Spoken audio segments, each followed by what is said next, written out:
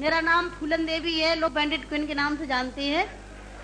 और हमें पता नहीं था कि इतना संघर्ष करने के बाद हम जिंदा रहेंगे और आज आप सबके बीच में भी पहुंचेंगे, इतना मान सम्मान भी हम पाएंगे, ये हमने कभी नहीं सोचा था। 4 साल हम जंगल में भटके। आपको पता होगा कि हमारे हिंदुस्तान में नहीं कहना चाहिए ऐसे मौके पर, मैं कहूंगी, बताऊंगी जो मेरे पे बीती है कि हमारे सामंतशाही लोग, पैसे वाले लोग और खासकर मैं जात का नाम लूंगी तो लोग कहेंगे दुबई में जाके जात पुकारी रहेगी।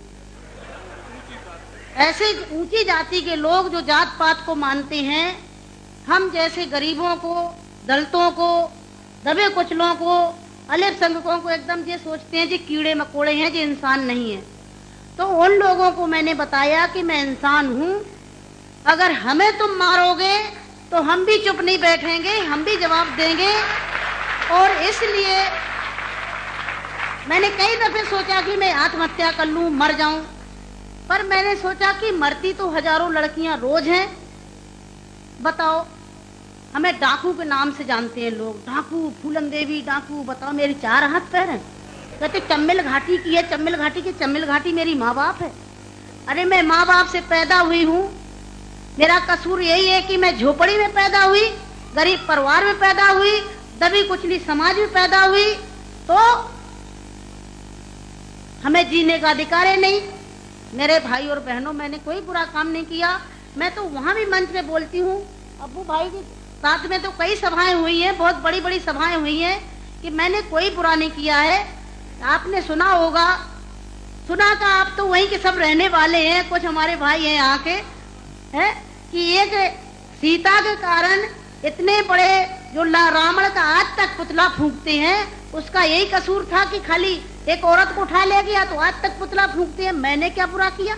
मेरे साथ भी ऐसे रावणों ने अत्याचार किया, मैंने उन रावणों को जवाब दिया। फूलन देवी को डाकू है, डाकू है। अरे वो तो माननीय मुलायम सिंह जी की देन है, नहीं नाम लेना चाहिए, जो आज हम समाज के अंदर खड़े हैं। और नहीं तो इतनी बड़ी साजिश रची थी, हमने कोई बुरा काम नहीं किया। जिन्होंने हमें सताया, हमें समाज में रहने लायक नहीं रखा, तो गुस्सा में इंसान अच्छा काम नहीं करता, गुस्सा में गलत ही करता है। और जो कुछ भी हुआ, अच्छा और बुरा सबक सिखाने के लिए कि हम जैसी बहन बेटियों के साथ अन्याय अत्याचार करोगे तो कोई भी महिला घर से बाहर न करके और अपने अधिकारों की लड़ाई लड़ने के लिए मैदान में खड़ी हो जाएगी। तो मेरे भाई और बहनों, हमें तो डाकू घोषित कर दिया। जब मैं चुनाव लड़ने जाती हूँ तो सब एक ही भाषण रहते हैं, किसी के और कोई भाषण नहीं रहते हैं। बताओ, मैं डाकू दिखाई देती हूँ? क्या होता है डाकू? है, तुमने हमें सताया, हमें लूटा पीटा। डाकू तो वो बेईमान जो हम जैसी महिलाओं को लूटते पीटते हैं। तो मेरे भाई और बहनों,